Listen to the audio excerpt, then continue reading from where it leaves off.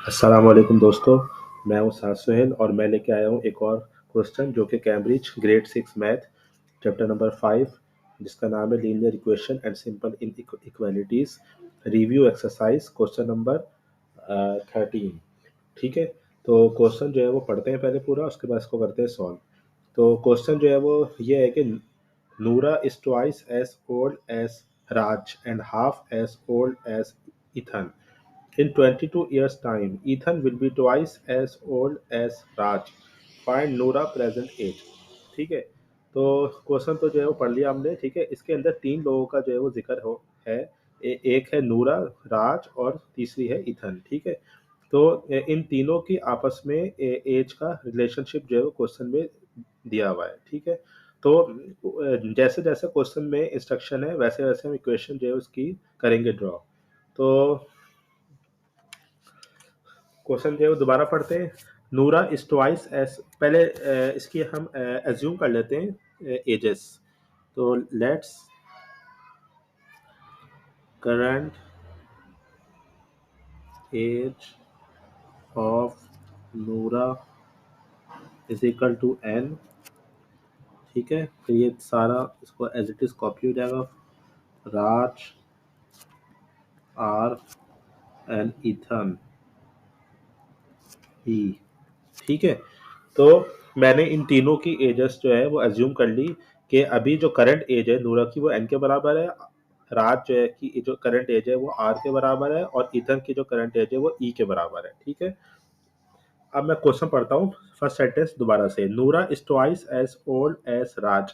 राज जो है वो जितने भी साल का है उसके ट्वाइस जो है वो एज है नूरा की।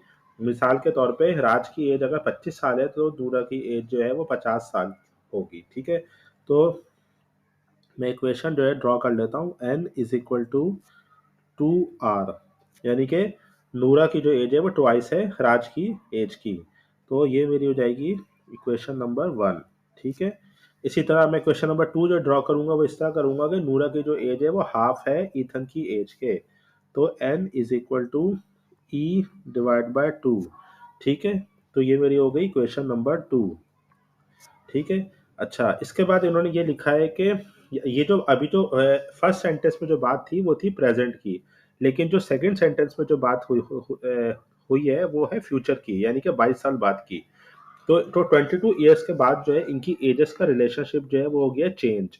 अब चेंज होके जो क्या हो गया वो ये हो गया है कि ईथन की जो एज है वो हो गई है ट्वाइस, हो गई है राज की एज की। ठीक है, तो हमें इसकी नूरा की प्रेजेंट एज जो है वो बतानी है। ठीक है, तो इसको जो है वो मैं इक्वेशन बनाऊंगा 22 ईयर्स बाद वाली। 22 ईयर्स लेटर। ठीक है, E is equal to 2r। ठीक है, अच्छा जो स्टूडेंट ये क्वेश्चन जो है वो बनाएंगे 22 ईयर्स के बाद, तो वो उन स्टूडेंट्स का क्वेश्चन कभी भी सही आंसर जो है वो नहीं आएगा, क्योंकि ये इक्वेशन जो है वो एक गलत इक्वेशन है।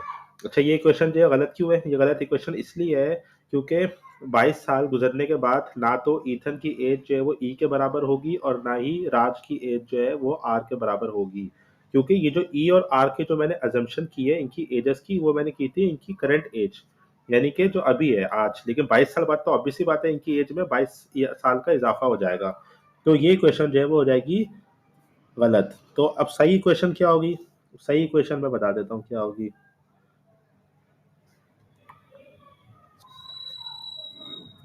सही इक्वेशन जो है अभी जो करंट एज है ईथन की वो है ई, तो 22 साल गुजरने के बाद इसकी एज में 22 साल का इजाफा हो जाएगा। ठीक है, और will be equal to twice, तो ट्वाइस के लिए मैंने 2 यहाँ बना दिया। ठीक है, अब आएगी राज की एज, तो राज की एज जो अभी एज है वो आर के बराबर है, लेकिन 22 साल गुजरने के बाद इसकी भी एज में 22 साल का हो जाएगा इजाफा। तो ये जो मेरी करेक्ट इक्वेशन है वो हो जाएगी ये e plus 22 is equal to 2r+22।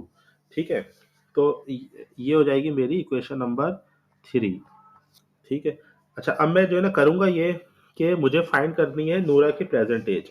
तो मैं इक्वेशन नंबर 1 से r की वैल्यू को इनपुट कर दूंगा इक्वेशन नंबर 3 के अंदर।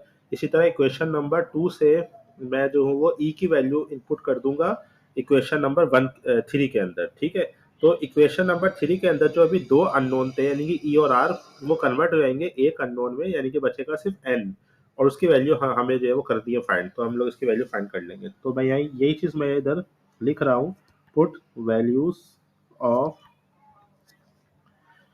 R and E from equation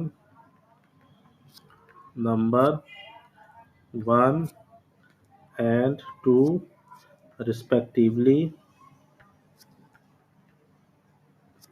in equation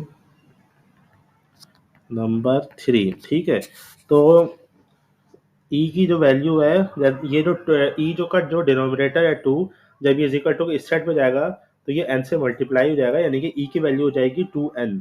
तो ई की जगह पे मैंने रख दिया 2n और प्लस 22 इज इक्वल टू 2। ठीक है, और आर की जगह पे मैंने जो है वो वैल्यू हो जाएगी आर की n डिवाइड बाय 2, क्योंकि ये जो आर 2 जो है ये आर से मल्टीप्लाई हो रहा था, तो जब ये इज इक्वल टू को इस साइड पे आएगा तो ये n का डिनोमिनेटर बच जाएगा, यानी कि n डिवाइड बाई 2 आ जाएगी। ठीक है, और फिर 22 यहाँ से कॉपी किया तो ये हो गया। ठीक है, अब मैं इसको अलजबरा के तहत इसको सॉल्व करता हूँ।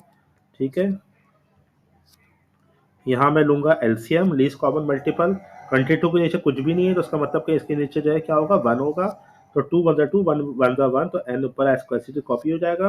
1 2 ज़ा 2 और 2 22 ज़ा 44, ये 2 इससे 2 जो है कैंसिल आउट हो गया। ठीक है, तो n प्लस 44। ठीक है, अच्छा अब 2n